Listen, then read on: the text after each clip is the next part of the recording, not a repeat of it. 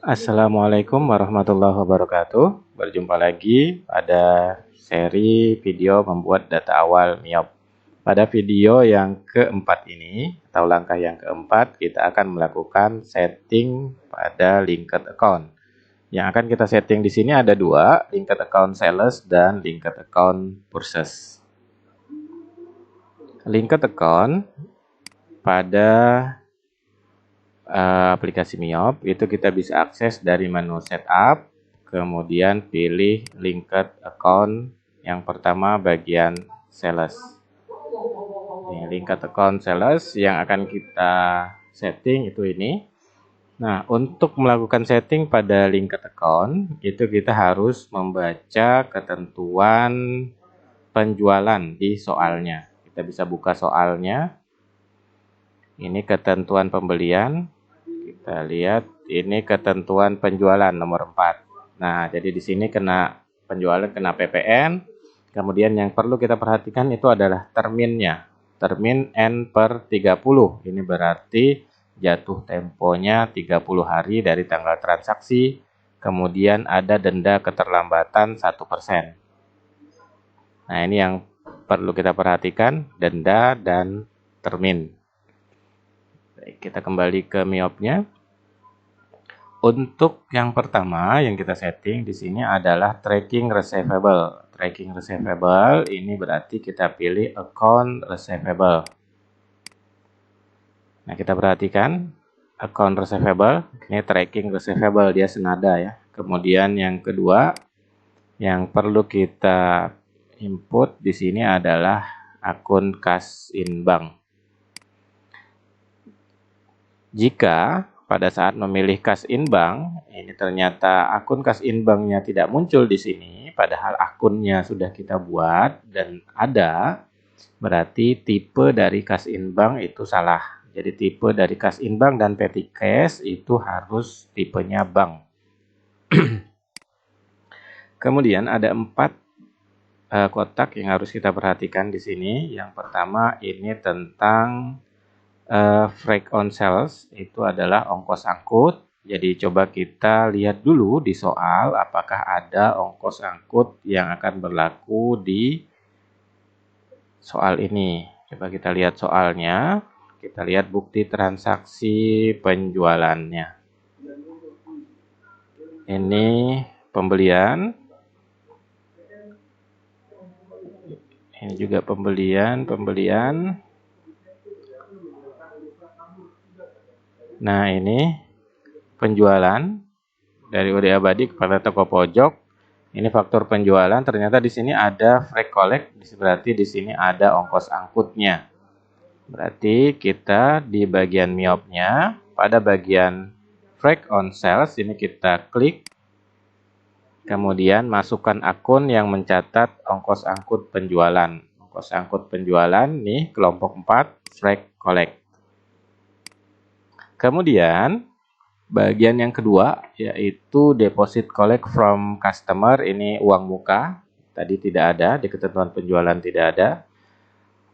Yang ketiga, I give discount for early payment, ini tentang diskon pelunasan lebih awal. Karena terminnya tadi N/30 hanya menyebutkan batas jatuh tempo, berarti dia tidak menceritakan atau tidak memberitahukan masalah diskon. Berarti di sini kita tidak perlu mencontreng bagian diskonnya. Kemudian I assess charge for late payment, di sini adalah tentang denda keterlambatan. Tadi di ketentuan penjualan ada denda sebesar 1%, maka di sini kita akan mengklik bagian I assess charge for late payment. Kemudian kita pilih akunnya. For late payment itu karena dia dari kelompok sales, berarti dia nanti muncul dari kelompok 8 akunnya. Late fee collect. Nah, jadi kalau kita perhatikan ini sama-sama collect karena dia dari kelompok sales. Kemudian yang perlu kita setting di bagian term. Yang pertama ini payment is due, itu kita ganti in a given off day. Diskon day-nya tidak ada. Pokoknya semua yang bagian diskon itu tidak ada. Kemudian balance due N/30 berarti balance due-nya 30. Diskon for early-nya kosong dan ini monthly charge-nya denda keterlambatan 1%. Ini semua kita dapatkan dari ketentuan soal ya. Kemudian di sini frag text-nya not reportable, kita ganti. Teks kode tetap PPN, frag text-nya NT. Kita cek lagi di soal, coba di ketentuan penjualan ya. Ketentuan penjualan.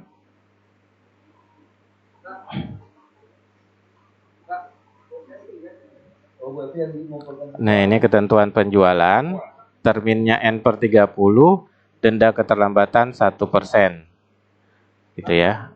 Berarti di sini dendanya 1%, balance due-nya 30. Oke. Kita klik oke. Nah, berarti ini sudah linked account sales-nya sudah. Sekarang kita pindah ke linked account purchase-nya. Sama seperti tadi, sebelum kita melakukan setting di linked account purchase, kita lihat dulu soal pada bagian pembelian. Ini bagian pembelian, PPN-nya 11%, terminnya N/30, denda keterlambatan 1%. Berarti ini sama dengan penjualan yang tadi, sama ya, settingannya sama. Oke, ini kita klik dulu dari atas. Tracking payable, berarti kita pilih account payable, atau akun hutang ya. Kemudian paying bills, itu kita sama kayak tadi, ini pilih cash in bank. Jadi dia sama kayak tadi, ini tracking payable, akunnya payable, senada. Yang bawah ini sama, mau penjualan maupun pembelian, sama-sama cash in bank. Ada 5 perbedaannya. Kalau tadi ada 4, kalau di sini ada 5 kotak yang harus kita perhatikan dicontreng atau tidak. Yang pertama, I can receive item without a supplier bill. Di sini tentang surat pesanan kalau salah nih ya.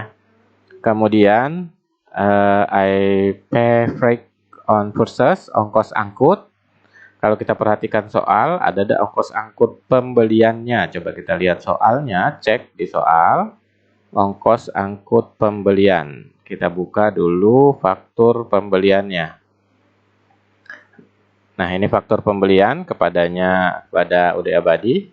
Ada frag paid-nya ada. Berarti kita perlu mencontreng di bagian frag paid ya. Frag on purchase kita contreng, akunnya adalah ongkos angkut pembelian atau frag paid.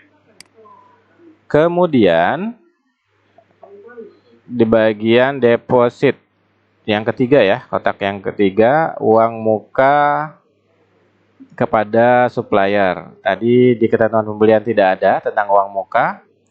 Terminnya tadi di ketentuan pembelian N/30 berarti tidak berbicara tentang diskon, berarti ini juga diabaikan. Kemudian yang terakhir, late payment, ada denda keterlambatan, berarti ini kita contreng. Kemudian diisi dengan denda keterlambatan itu kalau dari purchase itu late fee paid. Ini senada, sama-sama paid ya, bayar. Kemudian langkah terakhir kita klik di bagian term sama seperti sales tadi. Bagian atas itu kita ganti dengan in a given off day. Diskonnya tidak ada. Balance due N/30 berarti balance due-nya 30. Kemudian persen diskon itu tidak ada. Karena N/30 tidak berbicara diskon, hanya berbicara jatuh tempo atau balance due day-nya. Kemudian pindah ke bagian kode pajak, teks kode tetap PPN, dan fake teks kode kita ganti dengan not reportable. Jadi seperti ini tampilannya, sama persis seperti yang penjualan. Oke, sampai situ untuk setting linked account, sales, dan purchase. Baik, selanjutnya pada kesempatan kali ini melanjutkan pembahasan linked, kita juga harus memperdalam tentang pengertian termin. Kalau tadi termin di soal itu N/30, jadi hanya mencantumkan yang ini aja, yang tengah. Nah, kalau termin seperti ini, coba kita lihat untuk yang 1%. Ini yang 1% ini menyatakan tentang denda keterlambatan atau late payment. Terus untuk yang N/45 itu tentang jatuh tempo atau balance due day. Berarti di sini jatuh temponya 45 hari. Kalau dia cuman bercerita atau termin cuman mencantumkan N/45, berarti tidak ada diskon, tidak ada denda. Sedangkan yang ini 2/15 itu tentang diskon. Angka 2 di depan ini adalah diskonnya 2%, dan 15 ini adalah tentang berapa hari maksimal dilunasi untuk dapat 2%. Nah, kita perhatikan terminnya. Jika termin itu mencantumkan lengkap 3 macam ini, berarti ada diskon, ada jatuh tempo, dan ada denda. Tapi juga terkadang denda itu tidak dimasukkan ke dalam termin, tapi dimasukkan di ketentuan penjualan atau pembelian. Nah, diskon ini yang harus kita perhatikan. Jika tidak muncul termin tentang diskon, berarti tidak diset untuk adanya diskon. Nah, itu yang perlu kita perhatikan dalam membaca termin. Mungkin itu saja untuk video yang keempat ini tentang linked account. Terima kasih.